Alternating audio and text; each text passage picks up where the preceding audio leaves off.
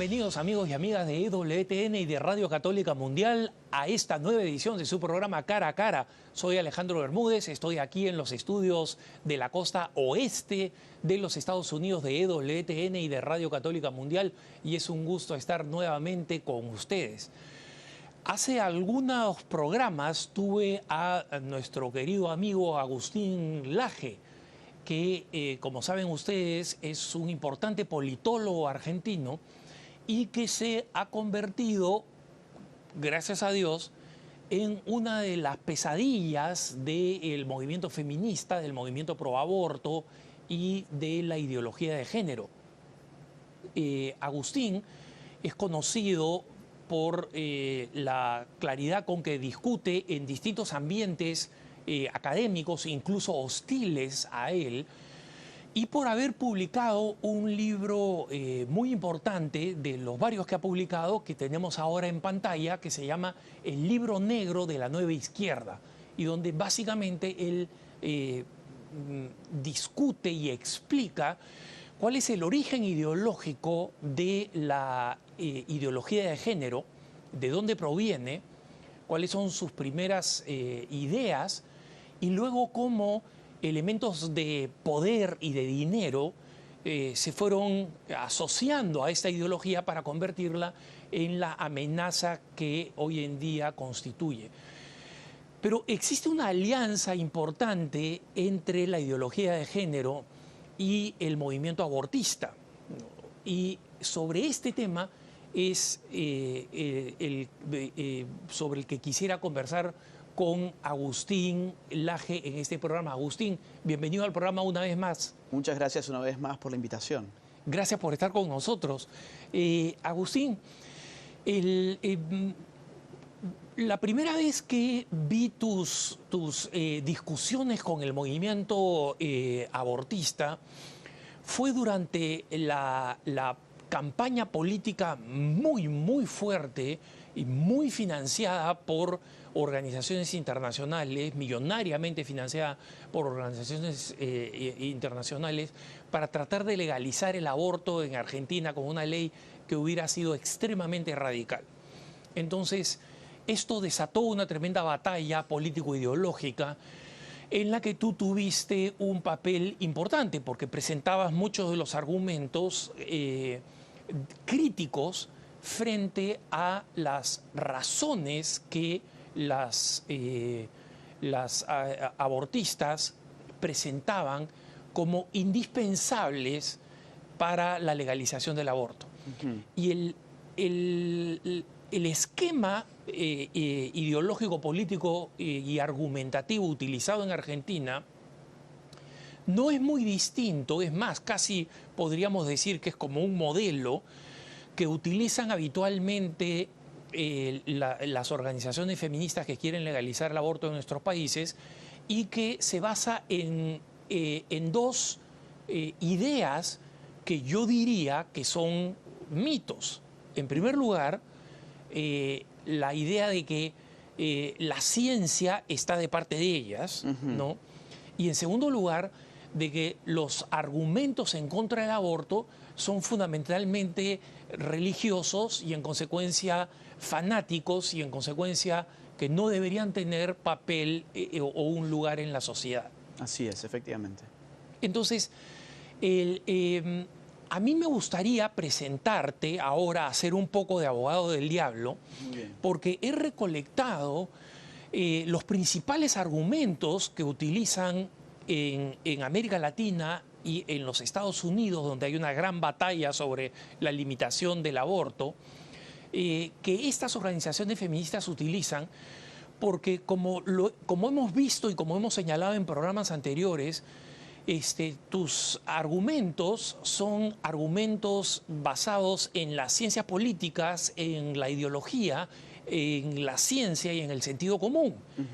Tú nunca has apelado a argumentos religiosos y ese es el valor de invitarte a un canal que es católico, porque me parece fundamental que los católicos comprendan que los argumentos contra el aborto son argumentos humanos, no son argumentos fundamentalmente religiosos. Así es. La religión puede darnos una convicción adicional, pero los argumentos con los cuales peleamos en el ámbito público no son religiosos, ¿no? Entonces, si estás preparado y con ánimo, No, estoy con mucho ánimo, claro que sí. me lanzo a las primeras preguntas, a los primeros argumentos feministas que he recogido Excelente. de los distintos lugares. Entonces, mira, acá va la primera. Como sabes, el Centro de Control de Enfermedades, que por sus siglas en inglés es CDC, ¿no? Okay. Center for Disease Control en los Estados Unidos, hace un estudio de mortalidad materna y al mismo tiempo de aborto y los compara cada 2 años. Okay. El último estudio dice lo siguiente: la mortalidad asociada al embarazo en mujeres que dan a luz, la mortalidad es de 8.8 muertes por cada 100.000 partos. ¿Ok? Bien. El índice de mortalidad, en cambio, de abortos inducidos, o sea, abortos clínicos, como acá el aborto es legal, es de 0.6 muertes por cada 100.000 abortos. Muy bien. O sea, en otras palabras, lo que la CDC está diciendo, y es un argumento que utilizan las feministas, embarazarse es mucho más peligroso para una mujer que tener un aborto. Efectivamente. Y eso consideran para ellas que ese es un argumento de por qué hay que hacer más accesible el aborto, porque es médicamente menos riesgoso para la mujer. A ver, lo primero que yo haría frente a esto es pasar esas tasas, estamos hablando de tasas, 8.8 por cada 100.000, por ejemplo, o 0.6 por cada 100.000. Yo lo pasaría a números absolutos para saber de cuánto estamos hablando en concreto. Porque la gente necesita, además de tener la cuestión relativa, que eso es una tasa, la cuestión en términos absolutos. ¿De cuántas personas estamos hablando cuando hablamos de 8.8 por cada 100.000? Los últimos datos de nacimientos en Estados Unidos indican 3.7 millones de partos. Esa tasa viene a significar alrededor de 333 muertes de esos 3.7 millones de partos. En un país como el de Estados Unidos, que tiene 327 millones de personas viviendo, estamos hablando que por mortalidad materna, anualmente, la mortalidad materna representa el 0.0001% de las causas de muerte en los Estados Unidos. Es decir, vos fíjate cómo lo pasamos de una cuestión relativa, como es la tasa, a una cuestión absoluta. Toda vida es sagrada, toda muerte es una tragedia, pero 333 muertes por año por razones vinculadas con la maternidad, en verdad no es un problema de salud pública. Problemas de salud pública en el caso de las mujeres tienen que ver, por ejemplo, con cáncer de mama, tienen que ver con enfermedades cardiovasculares, tienen que ver con diabetes en este país, por ejemplo. Tiene que ver en los países de América Latina con el hambre. En Argentina se mueren alrededor de 500 mujeres de hambre por año en mi país y sin embargo por abortos ilegales 19. Y sin embargo las políticas públicas y el Estado y todo el andamiaje discursivo del feminismo apunta hacia el aborto como el problema número 1 de la mujer. La mujer para ser feliz necesita, y para vivir además, para vivir necesita legalizar el aborto. Ahora bien, desde el año 87, cuando esto se empieza a medir, en Estados Unidos la cifra de mortalidad materna, la tasa de mortalidad materna, ha venido creciendo hasta un 100% en comparación con el año 1987. ¿Esto qué nos revela? En primer lugar, que el aborto no desciende necesariamente la tasa de mortalidad materna, porque como todos sabemos, en los Estados Unidos el aborto se legalizó en el año 1973. Y sin embargo, la mortalidad materna ha venido creciendo. Es decir, quien te dice que el aborto es una política pública de salud para la mujer, para disminuir la mortalidad materna, está falseando los datos históricos de, por ejemplo, uno de los países más importantes de América y del mundo, que es justamente los Estados Unidos. Segundo punto, ¿por qué hay alta tasa de mortalidad materna en los Estados Unidos en comparación con otros países industriales avanzados? El 80% de los casos de mortalidad materna en los Estados Unidos están vinculados a enfermedades cardiovasculares. Si yo quiero hacer que descienda, y eso es deseable, sería espectacular, digo, hay que hacerlo, hacer descender esa tasa de 8.8 que vos me acabas de señalar, lo que tiene que hacer un Estado responsable y serio es atacar las causas que están vinculadas con la mortalidad materna. La causa de la mortalidad materna no es el embarazo. Si no, no estaríamos hablando de maternidad. Lo que hay que atacar en este caso es, por ejemplo, un 80% de esas causas están vinculadas con enfermedades de tipo cardiovascular. Hay que buscar políticas de salud que ataquen directamente esa causa. Te pongo otro ejemplo. Donde más mueren las mujeres en términos porcentuales en Estados Unidos por causas vinculadas con la maternidad, es decir, por muerte materna, es en los condados rurales de los Estados Unidos. Un estudio del año 2014 ha revelado que hasta el 54%, hasta el 54% de los condados rurales de los Estados Unidos no tenía servicios obstétricos. Con lo cual, evidentemente, ¿qué política pública hay que hacer para reducir esa tasa? Entre otras, llevar ese tipo de servicios a las zonas rurales de los Estados Unidos. A ver, el aborto no hace que la mortalidad materna descienda. Lo que hace que descienda es la maternidad, que es otra cosa. Y la pregunta que yo me haría seguidamente es, ¿cuál es la tasa de mortalidad de seres humanos en las prácticas abortivas? ¿Cuál es la tasa de mortalidad de seres humanos en gestación en las prácticas abortivas? La respuesta es muy obvia, es el 100%. Es el 100%. Todos los niños abortados se mueren. Lo único seguro en el aborto es que el niño abortado se muere. ¿Por qué razón? Porque en eso consiste el aborto, en asesinar un ser humano por nacer, un ser humano en gestación. Entonces, esta es la otra cara de la moneda que no se quiere mostrar. Estamos mirando la cuestión de la mortalidad materna, que es muy importante resolverla, pero con políticas públicas serias, no paliativas, no atacando la maternidad, sino las causas que hacen que la maternidad pueda generar algún riesgo para alguna mujer. Ahora, la otra cara de la moneda es cuántos seres humanos estamos asesinando cada vez que abortamos. Bueno, el 100% de los abortos lleva al asesinato de un ser humano por nacer. En Estados Unidos, desde el año 73 hasta nuestros días, según el Instituto Guttmacher, que justamente es uno de los think tanks, digamos, más importantes que respaldan el aborto en este país, se habla de un número más o menos cercano a los 60 millones de seres humanos que han sido asesinados en el vientre de sus madres desde que se hizo legal el aborto en los Estados Unidos. Es decir, estamos hablando de una cifra que es superior a la cantidad de muertos de la Segunda Guerra Mundial. Sí, efectivamente.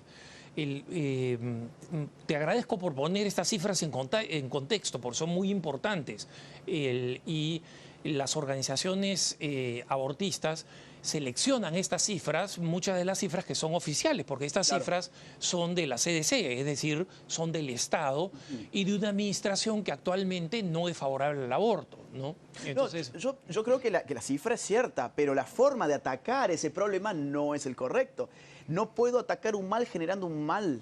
Yo tengo que atacar un mal haciendo bien, y haciendo bien significa políticas de salud que bajen los índices de muerte materna, no que me suban estrepitosamente los índices de asesinatos de seres humanos por nacer, que eso es el aborto. Y hablando justamente de ese tema de la protección de los seres humanos por nacer, una importante feminista inglesa dice que esa protección del no nacido en realidad es un tremendo abuso y violación de los derechos de la mujer, específicamente en su cuerpo. Y te pongo el argumento que ella menciona. Dice, si el feto es una persona, esto lo dice Sally Rooney, que lo publicó en el London Review of Books, que como sabes es muy influyente. Desde luego que ¿no? sí. Dice, si el feto es una persona, estaríamos dándole a esa persona, o sea, a ese no nacido, derechos que son inimaginables para otros ciudadanos de cualquier tipo. Específicamente, estamos dándole a ese no nacido usar el cuerpo de una mujer a su propio gusto, produciendo cambios y reacciones no deseadas por esa persona, por la mujer, ¿no? En esta relación feto-mujer, dice ella, la mujer recibe menos derechos que los de un cadáver.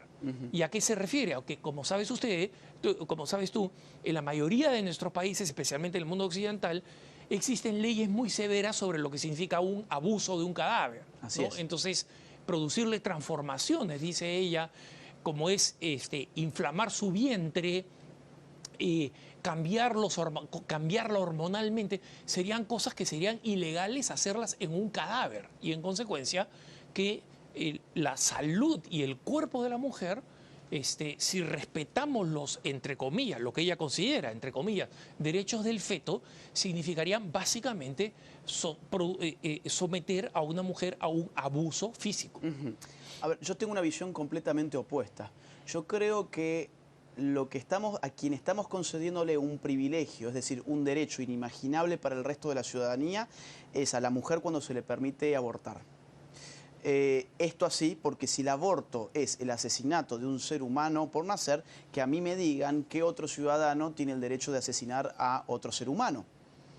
Estamos hablando de los cambios que el embarazo puede generar en el cuerpo de la mujer. ¿Y cuáles son los cambios que se generan en el cuerpo de un ser humano en gestación cuando ocurre un aborto? Estamos hablando de aspiradoras que lo succionan prácticamente, bisturís que ingresan y lo sacan de pedacitos. Es decir, esa es la otra parte que no se muestra. Acá la cuestión es la siguiente. ¿Estamos hablando de un ser humano? Esa es la pregunta en el fondo, yo creo. ¿Estamos hablando del feto como un ser humano o estamos hablando del feto como una cosa? Porque si estamos hablando del feto como un ser humano, entonces tendríamos que concederle derechos humanos a ese feto que está en desarrollo por el cabo de 9 meses en el vientre de su madre y que después se desarrolla, sale, digamos, en una instancia inicial que llamamos bebé, luego se hará niño, luego se hará adolescente, luego se hará adulto, luego se hará anciano y luego morirán, digamos, por las leyes de la vida. Si nosotros entendemos que ese feto es parte de nuestra especie, es decir, es un ser humano, entonces necesitamos protegerlo jurídicamente. ¿Quién determina que el feto entonces es un ser humano o no es un ser humano? Lo más confiable que nosotros tenemos para llevar adelante esa determinación es el conocimiento científico moderno. La genética más avanzada ya ha encontrado que desde el momento de la concepción misma, lo que allí aparece es una vida con genoma humano, es decir, tiene una distinción propia del ser humano que es su genética. Y ese ADN que viene dado en el momento de la concepción es distinto del de la madre, es distinto del padre y es único en la historia de la humanidad, es decir, es irrepetible, es diferenciado y es autónomo en términos genéticos.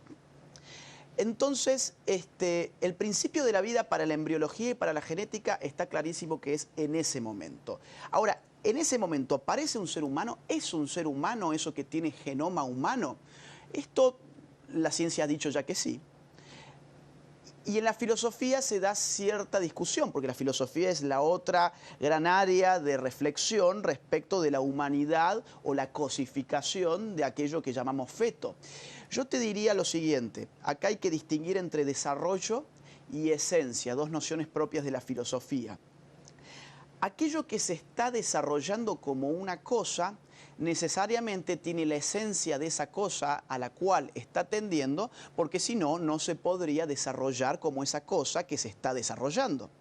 Si el feto se está desarrollando como un ser humano, porque de allí va a salir un ser humano, no va a salir un perro, no va a salir una vaca, no va a salir un pollo. No va a salir una manzana. No va a salir una manzana. Si el feto se está desarrollando desde la concepción como un ser humano, es porque ya tiene la esencia de ser humano, porque si no la tuviera, no podría desarrollarse como ser humano y entonces a nosotros tendrían que explicarnos en qué momento mágico eso que no es parte de la especie humana hace clic y se convierte en parte de la especie humana. Y tendrían que explicarnos de qué especie era en todo caso antes de convertirse en un miembro más de la especie humana. Evidentemente, desde la ciencia y desde la filosofía hay argumentos realmente de peso muy importantes para tratar como ser humano aquello que se está desarrollando como ser humano y que ya en su carga genética tiene toda la potencialidad de cualquier tipo de ser humano. Se habla en filosofía de la potencia en acto primero, es decir, se dice, bueno, pero ese ser humano no puede mirar, no puede ver.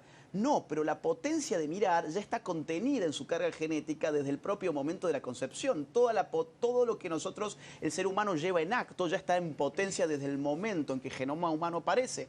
Entonces digo, con todas estas, con estos datos tan avanzados, de la ciencia tan avanzada, ¿por qué tendríamos nosotros que estar arriesgándonos a cometer un genocidio por haber errado nuestras concepciones? Porque acá tenemos que guiarnos por las políticas de la prudencia. Vamos a suponer que no tenemos la certeza de que el feto sea efectivamente un ser humano. Vamos a suponer que no tenemos la certeza 100% absoluta. Entonces déjame interrumpirte ahí para que en esta explicación que vas a darnos, respondas a un poco a lo que Sally Rooney te diría, okay, ¿no? A ver, en esta situación, que es, ok, supongamos que efectivamente ese feto es un ser humano en desarrollo, ¿no? Ese ser humano en desarrollo se encuentra en un estado bastante más primitivo en términos de desarrollo respecto de la mujer que lo contiene. Entonces, ¿por qué este ser humano todavía en desarrollo, o sea, en un estado incompleto, si quieres, como le dirían ellos, va a tener el derecho de modificar mi cuerpo de una manera que va a significar que yo no pueda trabajar, que yo no pueda sentirme bien, que se altere mi salud por lo que significa el embarazo, que esto dure un tiempo relativamente extendido, como son 9 meses, si yo no quiero? Bueno, yo te diría que si ese criterio es el que se usa, ese criterio podría ser aplicado, por ejemplo, para asesinar a bebés, a niños, a ancianos, a enfermos, a discapacitados, porque vamos al caso. ¿Qué genera más dependencia en la mujer? ¿En su cuerpo, en su trabajo, en sus horas de sueño? ¿Un embarazo, es decir, mientras el niño está dentro del vientre materno? ¿O cuando ese bebé está recién nacido? Porque no vamos a pensar que un bebé recién nacido es un ser independiente, autónomo, que se va hasta sí mismo y completamente, digamos, es un ser humano que ni siquiera puede hablar. Llora simplemente y uno lo tiene que limpiar, lo tiene que cambiar, lo tiene que curar, lo tiene que alimentar haciendo uso del cuerpo de la madre. Entonces digo, si el criterio es yo no puedo estar sometido en mi individualidad frente a la existencia de un ser que yo pretendo inferior a mí, el bebé, ¿por qué no podría ser inferior respecto de vos en la medida en que necesita de vos para vivir, tanto dentro del vientre materno como fuera del vientre materno? Entonces, ¿por qué no empezamos a legislar también para poder asesinar a los niños que tengan 1 año, 2 años? ¿Qué pasa con los discapacitados que también necesitan de la ayuda de un otro para poder continuar con sus vidas? Una persona hemipléjica, vamos a suponer. ¿Qué hacemos? ¿La matamos para que no afecte mi integridad corporal? Porque yo con mi cuerpo tengo que trabajar para darle de comer a ese hijo mío que es hemipléjico, por ejemplo. Ese es un criterio muy inhumano. El criterio de si yo puedo matar a aquel que es inferior a mí, es un criterio, digamos, que nos remonta a los genocidios más espantosos de la historia humana. Y el del aborto es uno de los genocidios más espantosos de la historia humana. Entonces yo la respuesta que tendría en este caso sería esa.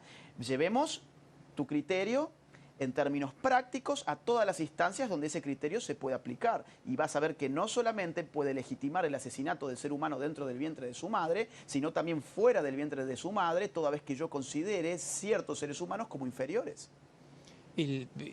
Buen punto. Mira, en esta misma línea, siguiendo un poco con este argumento, una feminista muy enojada con las leyes restrictivas que algunos estados han dado en el aborto escribía en uno de los principales diarios liberales diciendo, los provida no entienden esto. El aborto es una suma cero.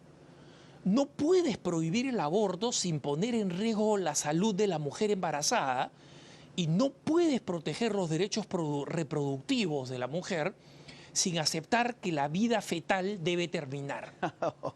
Qué drástico. No, eso es una falacia total y completa. Este país evidencia que eso es una falacia total y completa. Hemos visto recién, por ejemplo, que desde el año 87 hasta hoy la mortalidad materna ha venido aumentando a pesar de que los abortos han venido también aumentando y que el aborto es legal en los Estados Unidos. Entonces, no es un juego de suma cero. De hecho, el aborto muchas veces puede agravar la mortalidad materna.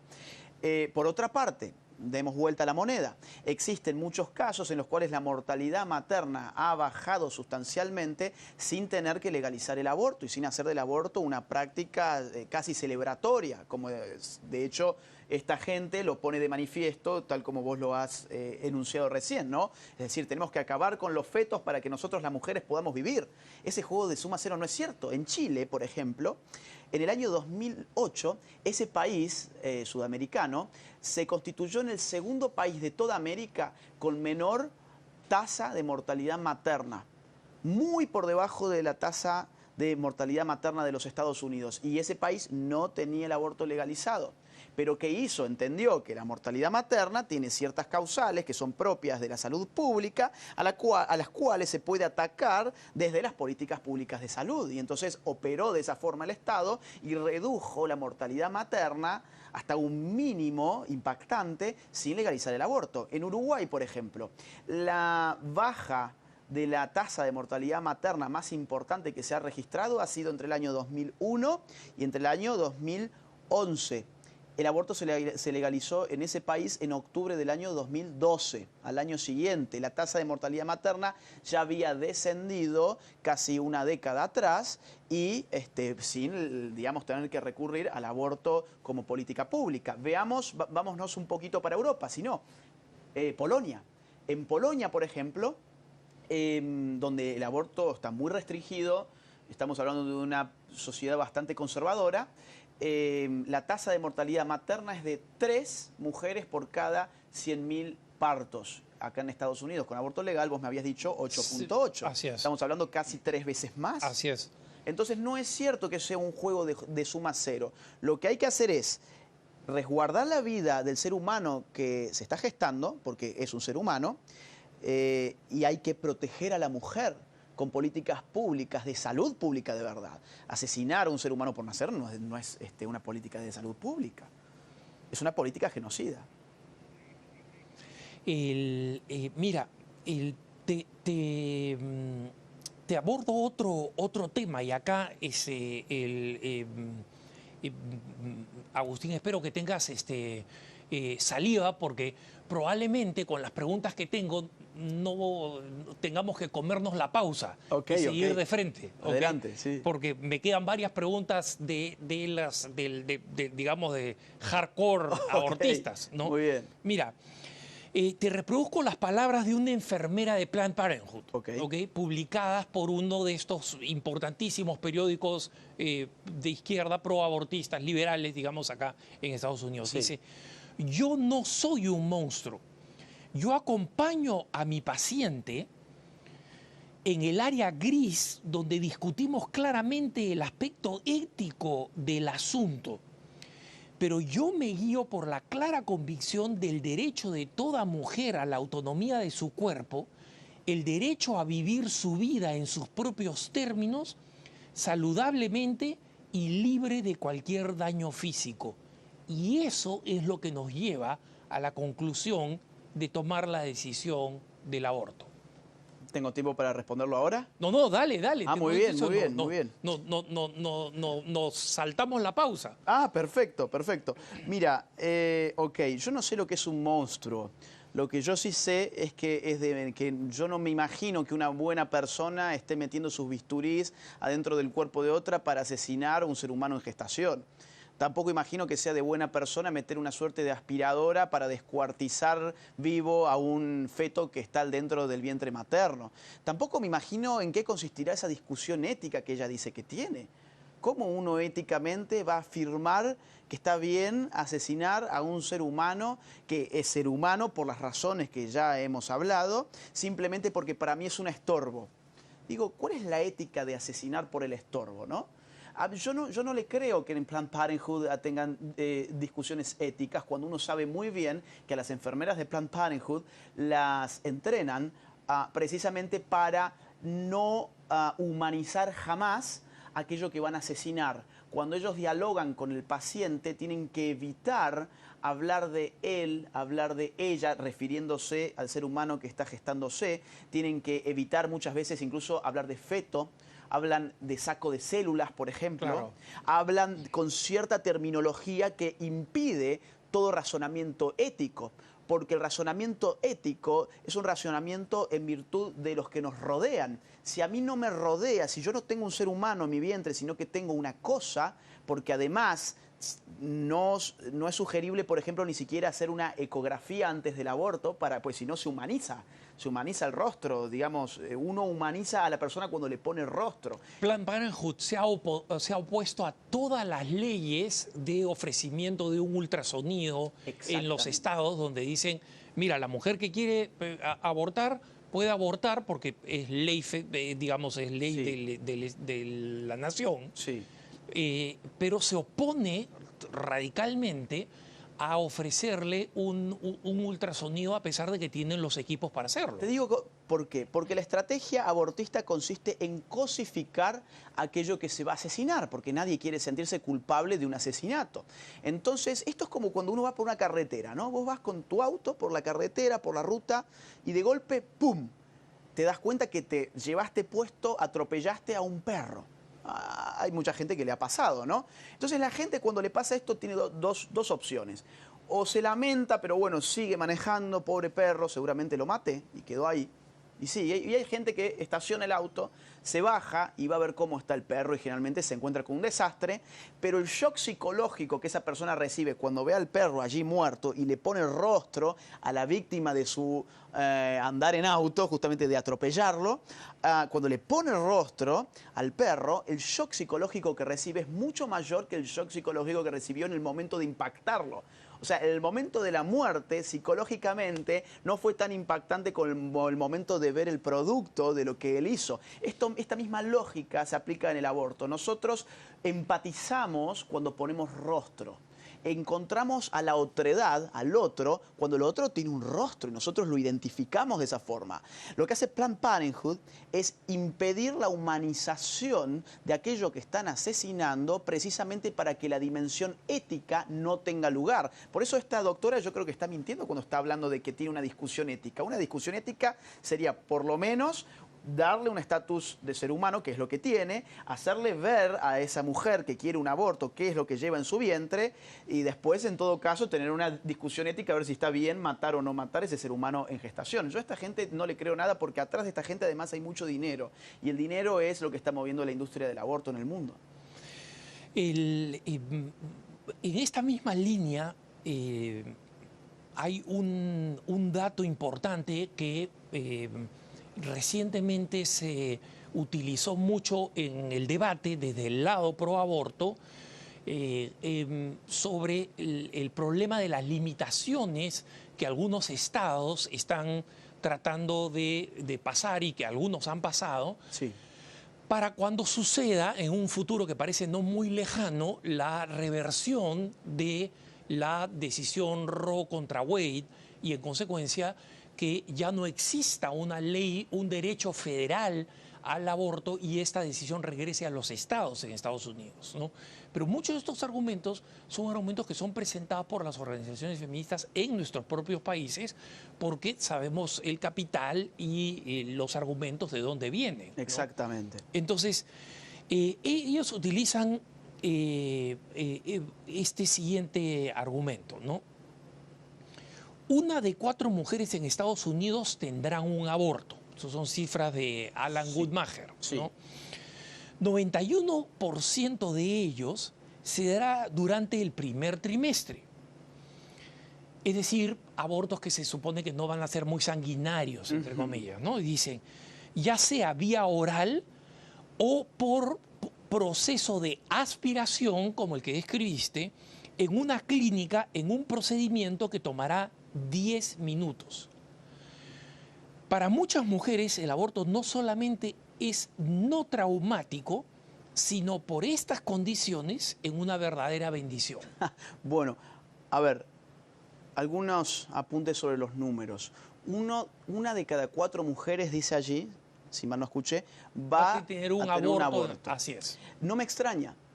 Porque lo que uno sanciona como legal le está dando un estatuto moral. Así es. Es decir, no es inocuo legalizar el aborto desde el punto de vista de que esa práctica supuestamente vaya a disminuir porque es legal. Todo lo contrario, cuando un Estado legaliza algo, está dando un mensaje moral a la moral pública diciendo, lo legalizamos, bueno, porque es bueno o por lo menos porque no es malo. La ley romana decía, la ley tiene un carácter pedagógico, o sea, enseña algo, dice algo. ¿No? Es por eso que allí donde se legaliza el aborto, la práctica abortista crece exponencialmente a lo largo de los años subsiguientes. Esto se ha visto en Inglaterra, esto se ha visto en España, esto se ha visto en los Estados Unidos, esto se ha visto recientemente, vámonos a América Latina, en Uruguay. En Uruguay, en octubre del 2012, se legalizó el aborto y en los años subsiguientes fueron creciendo los números de abortos que se llevaban adelante en el país. ¿Por qué? Porque el Estado está enseñándole a la gente que abortar no es malo o quizás también que sea bueno. Allí se usa una palabra que impacta, es una bendición. Abortar es una bendición. Lo que no te dicen allí es que, número uno, el aborto no es 100% seguro. Cuando iniciamos este diálogo, vos me mencionaste que hay una tasa de muertes por abortos legales en este país. También lo hay, por ejemplo, en mi país, donde el aborto no es legal, pero existen causales para poder abortar. Hace 2 años, una joven, adolescente, se sometió a un aborto legal porque la habían violado y esa joven murió en el hospital, como ahí dice, en el hospital, con un servicio médico profesional, con el visto bueno del Estado, con todos los cuidados que se supone que el caso tiene. Esta joven murió y no hubo ninguna manifestación feminista, ningún medio de comunicación cubrió el caso. ¿Por qué? Porque, bueno, el eslogan que dice aborto legal, seguro y gratuito. Resulta que puede ser legal, pero el aborto nunca es 100% seguro. Tiene sus márgenes de error porque cualquier cirugía, cualquier invasión en el cuerpo como esa, es peligrosa. Pero por otro lado no es seguro porque además, si bien puede no generarte un daño físico, en muchos casos se generan daños psíquicos. Estamos hablando de los traumas y, digamos, y los daños psicológicos y psiquiátricos post-aborto, de los cuales nadie habla. El síndrome post-aborto es fuertísimo. En Francia, un número muy elevado de mujeres que han tenido abortos, estamos hablando de más de un 70% de mujeres que han tenido abortos, y allí el aborto es legal, si mal no recuerdo, desde el año 75, hoy confiesan más de un 60-70% que le han generado daños psicológicos a abortar. Y es conocido un montón de mujeres que salen a hablar sobre los daños psicológicos del aborto. Entonces, que el aborto sea una bendición para la mujer, a mí me resulta más a propaganda política y publicidad comercial. No nos olvidemos que atrás, insisto, atrás de todo esto hay mucho dinero. Planned Parenthood tiene 66.000 clínicas abortistas asociadas a su red, la versión internacional, IPPF.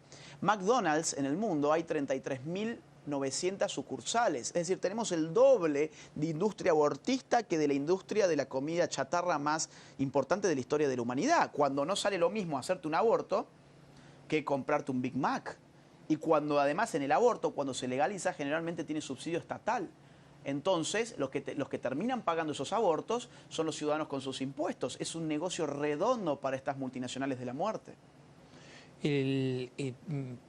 Hablando justamente de estas organizaciones internacionales de la muerte, como tú mencionabas, el Instituto Guttmacher, lo hemos mencionado un par de veces, sí. Y digamos, para poner en contexto para los hermanos que no están familiarizados con el Guttmacher, es el brazo investigativo de Planned Parenthood. Así es. O sea, es cierto que utilizan y publican cifras que son consistentes con muchas de las investigaciones sociológicas que se hacen, ¿no? Pero tienen un sesgo clarísimo en su manera de presentar las cifras, precisamente porque son empleados de Planned Parenthood, claro, ¿no?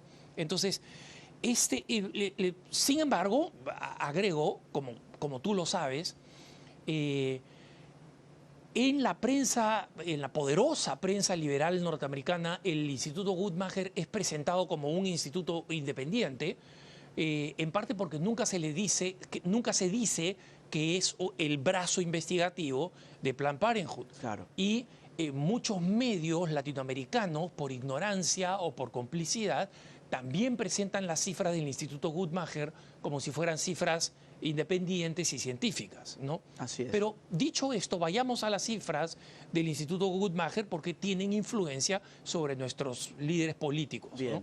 Entonces dice, según el Instituto Guttmacher, casi 4/5 de los embarazos entre 15 a 19 años en América Latina y el Caribe son no deseados, ¿no? 4/5. Y estamos hablando de un rango de edad, pues, de edad relativamente temprana, 15 a 19 años. Claro. ¿No? Aproximadamente la mitad terminan en aborto y cerca de 3/4 de esos abortos son insalubres. ¿Ok? Entonces, lo pongo en otros términos, yo sé que tú me has entendido inmediatamente a dónde va este argumento, pero en otros términos para nuestros hermanos, sí, de qué es lo que quieren decir estas cifras, es que básicamente una cantidad muy grande de jovencitas salen embarazadas sin quererlo, ¿no? Sí.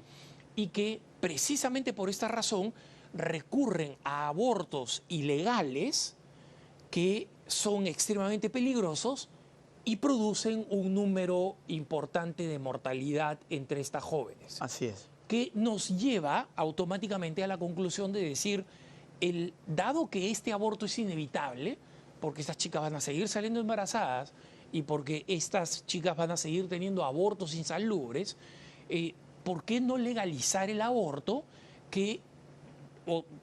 dado que es algo inevitable que va a suceder, por lo menos se les puede ofrecer un aborto que sea sano y seguro? Muy bien, a ver, vamos primero por los intereses que hay detrás de esto. Planned Parenthood está precisando expandir su mercado y América Latina es un blanco perfecto para esto. De hecho, en Estados Unidos está teniendo algunos problemas económicos y financieros desde la llegada de Donald Trump. No es una casualidad en ese sentido que estén tan desesperados por ampliar el mercado del aborto a países de América Latina y que esto haya ingresado en Argentina, ahora en México, y va a empezar a ingresar en todos nuestros países. Es decir, acá hay un interés que obviamente es económico porque cada aborto representa un ingreso dinerario para esta industria abortista de la muerte. Pero por otra parte, si el problema son las adolescentes que están embarazándose sin buscar ese embarazo, yo no veo cómo el aborto va a solucionar ese problema. Porque el aborto en este sentido sería una medida paliativa, sería después del hecho. El hecho es el embarazo. Ahora, después de ese embarazo, someto a esa niña o a esa joven a un aborto y hago como que acá nada ha pasado. Ahora, esa joven va a volver y pasado mañana quizás se vuelve a embarazar. Porque no estoy atacando la causa del problema, que quizás sea su ignorancia respecto de la sexualidad humana, por ejemplo. Entonces, yo creo que las políticas de salud, de educación sexual, podrían ser efectivas en estos quehaceres, pero de educación, no de adoctrinamiento. Porque lo que estamos viviendo en América Latina, y también acá se vive en los Estados Unidos, es que la educación sexual se presenta como educativa, pero en verdad es adoctrinante. Y se baja mediante una ideología, que es la ideología de género, que les presenta a las niñas el aborto como una bendición. Si no, fíjense también programas y series. Por ejemplo, Netflix tiene ahora una serie que se llama Educación Sexual y que es para los chicos. Y los jóvenes están mirando Educación Sexual por Netflix, en donde los pro vida son unos completos tontos, están luqueados, es decir, están disfrazados como si fuesen unos tontos, unos nerds, unos bobos, y los que están a favor del aborto son los cool, los buen mozos, las mujeres lindas, la gente exitosa. Toda esa gente es la que está a favor del aborto en esta serie. Y en esta serie, además, hay un problema con embarazos no deseados y aparece Planned Parenthood. Y aparece Planned Parenthood a salvar la situación. Es una suerte de Superman, ¿no? Planned Parenthood. Parenthood. ¿Y esto qué es? Es publicidad. ¿Por qué? Porque se necesita ampliar la cantidad de gente que aborta y, entre otras cosas, para ampliar la cantidad de gente que aborta necesitamos ampliar la cantidad de gente que se embaraza sin buscarlo. Y ¿para qué vamos a dar educación sexual de verdad si podemos adoctrinar en ideología de género para seguir generando estos embarazos? Entonces, acá hay un círculo vicioso en el cual esta gente misma no sumerge, porque de este círculo vicioso sale su negocio, básicamente. Estas cifras yo no digo que sean falsas, no conozco cómo se llevó adelante este estudio, estoy escuchando de vos las cifras, pero obviamente tiene una finalidad que es económica y tiene una irresponsabilidad que es hacerle creer a la gente que el aborto va a solucionar los embarazos en adolescentes, cuando en verdad lo único que va a hacer el aborto es aniquilar el producto de ese embarazo que ya se llevó adelante. En esta misma tendencia también del otro estudio del Alan Guttmacher, dirigida en este caso otra vez a América Latina y el Caribe, dicen lo siguiente, ¿no? Según estimados de 2016, 767.000 bebés nacieron de mujeres entre 10 y 14 años globalmente. Okay, o sea, en todo el mundo. ¿No? Ok. Globalmente. 10 y 14 años, estamos hablando de niñas, ¿no? Sí. Cerca del 14% de esos nacimientos ocurrieron en América Latina y el Caribe, ¿no? Entonces, ¿cómo podemos permitir estos nacimientos para mujeres que no, niñas que están en edad de no poder soportar un embarazo sano, que tiene un mayor riesgo de mortalidad por la falta de, digamos, total madurez de su cuerpo, cuando la solución obvia en esas circunstancias es el aborto, es decir, asegurar que ellas pueden acceder a un aborto temprano, de estos que duran 10 minutos, ¿no? Otra vez, estamos tratando de atacar las consecuencias en lugar de atacar las causas. Porque si esas cifras son ciertas, y si niñas de 10 años en esa cantidad están quedando embarazadas en América Latina y el Caribe, entonces tenemos un problema en cuanto a abuso sexual infantil. Lo más probable es que esas niñas no han quedado embarazadas de un niño de 10 años, sino que han quedado embarazadas o de su padrastro, o de un tío, o de un vecino, o del jefe de su madre, o vaya a saber quién. Entonces tenemos un problema de inseguridad en la niñez que el Estado no está resolviendo. Con aborto, ¿vamos a resolver los casos de las niñas embarazadas por adultos? No, yo creo que en todo caso eso es una medida a cortísimo plazo, porque esas niñas van a seguir siendo abusadas sexualmente. Incluso es factible que una política de este tipo termine siendo funcional para abusadores y para violadores.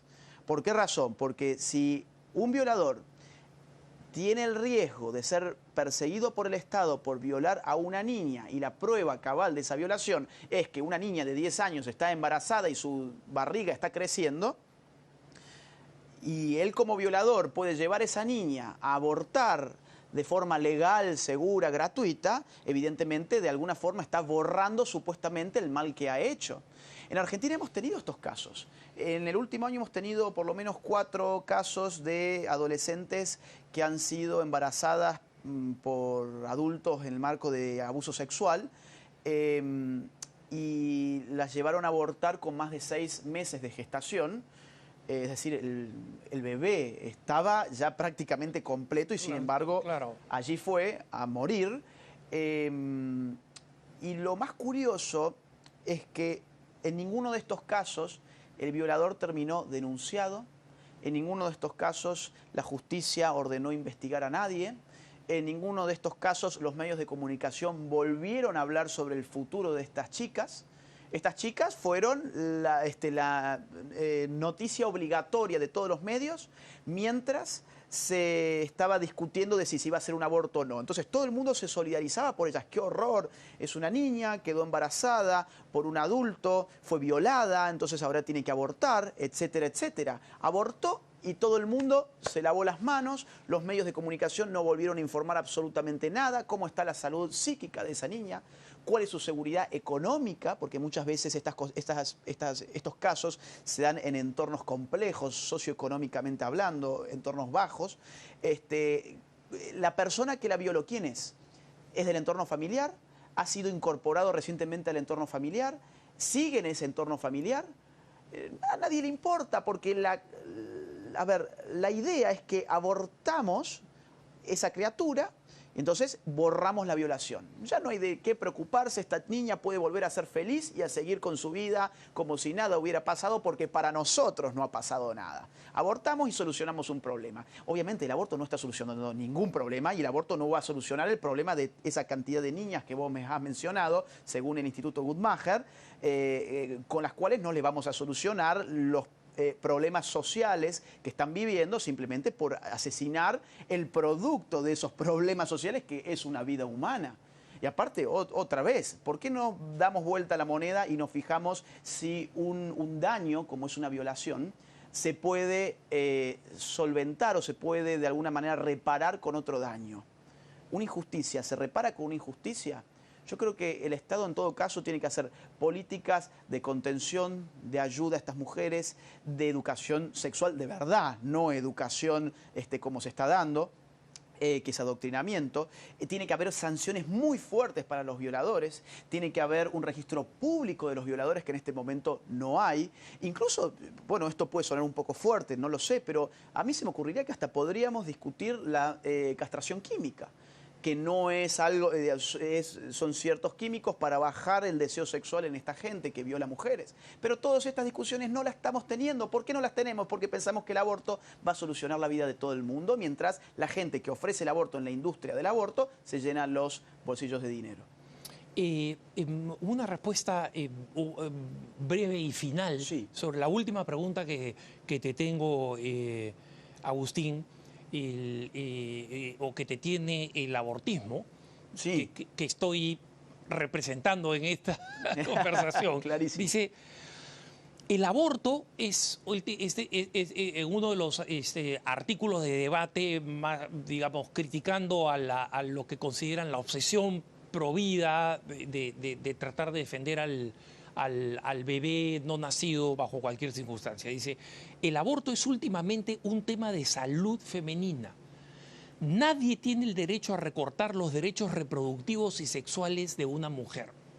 Ok, a ver. Nunca puede ser una política de salud, estamos hablando en esos términos del aborto como si fuese una política de salud, porque el aborto es un problema de salud en la mujer, es un asunto de la salud de la mujer. Nunca puede ser el aborto una política de salud, nunca puede haber una política de salud en la cual dos seres humanos ingresen en un hospital y al cabo de algunos minutos o de horas, según el caso, salga uno de ellos vivo y el otro muerto, asesinado dentro del hospital por aquellos médicos que juraron defender la salud y la vida de las personas, arrojado en una bolsa de residuos patológicos a la basura. Eso no es una política de salud, tampoco es una política reproductiva, porque lo que hace el aborto precisamente es anular la reproductividad justamente. Entonces, vos fíjate cómo nos van confundiendo con estas palabras. Y nunca puede ser un derecho aquel que implica la vulneración de los derechos de los demás. Es decir, yo no tengo el derecho a disponer de mi cuerpo para tirarte a vos por la ventana de acá porque yo no quiero verte. Estás obstaculizando mi vista, que está muy linda, por cierto, entonces yo te tiro por la ventana porque tu cuerpo está obstaculizando mis derechos a ver por la ventana. Muy gordo y no te dejo ver. Yo no tengo el derecho a disponer de mi cuerpo para dañar el cuerpo de otra persona. En el aborto, la mujer dispone de su voluntad y del cuerpo de otras personas, que son los médicos, para no solamente dañar, sino asesinar a otro ser humano, que es el ser humano que está gestando. Entonces, cuando dicen es el derecho a disponer del cuerpo de la mujer, yo digo, está bien, la mujer tiene que tener derecho sobre su cuerpo, sobre su cuerpo. Los límites del cuerpo de uno están dados por la carga genética de su propio cuerpo. El ser humano en gestación no tiene siquiera la misma carga genética ni de la madre ni del padre, puede incluso tener otro sexo distinto del de la madre, otro ritmo cardíaco, otro factor sanguíneo, con lo cual cuando hablamos del cuerpo del no nacido, no estamos hablando del cuerpo de la mujer. Cuando hablamos del aborto, no estamos hablando de disponer del cuerpo de la mujer, sino de matar el cuerpo de otra persona, de otro ser humano, que es ese ser humano que se desarrolla.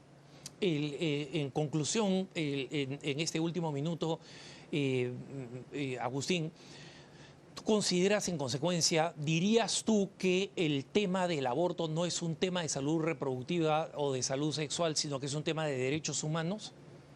A ver, es un tema de derechos humanos prohibir el aborto en todos los países, porque el feto es un ser humano, como la ciencia ya así lo entiende y como hay argumentos filosóficos muy hondos para entenderlo de esa forma, y si es un ser humano le corresponden derechos humanos que se supone que son los mismos para todos. Es un tema de derecho humano prohibir el aborto y ayudar a las mujeres a solucionar esos contextos complejos en los cuales esas mujeres viven y que los llevan a concebir al aborto como una necesidad. Cuando la mujer concibe la necesidad de asesinar a su propio hijo es porque hay una falla social. El Estado tendría que atacar esas fallas sociales para que el aborto no sea ni siquiera una opción que se le cruce por la cabeza a ninguna mujer. Hay que ayudar a la mujer, no hay que ayudar a asesinar a seres humanos para apoyar una industria que está lucrando con la muerte, ¿no? Agustín, muchísimas gracias. Creo que este episodio es un episodio muy importante para nuestros hermanos que están en el frente de la lucha contra el aborto y que están enfrentando estos argumentos muchas veces de organizaciones abortistas y también de las instancias del Estado que simpatizan con esos argumentos. Así que muchas gracias por haber estado con nosotros y por especialmente este programa. Muchas gracias a vos. Y yo los dejo ahora, hermanos, en compañía de la mejor programación EWTN y Radio Católica Mundial. Y yo, Alejandro Bermúdez, en este programa Cara a Cara, me despido de ustedes. Recen por mí y hasta la próxima. Que Dios los bendiga.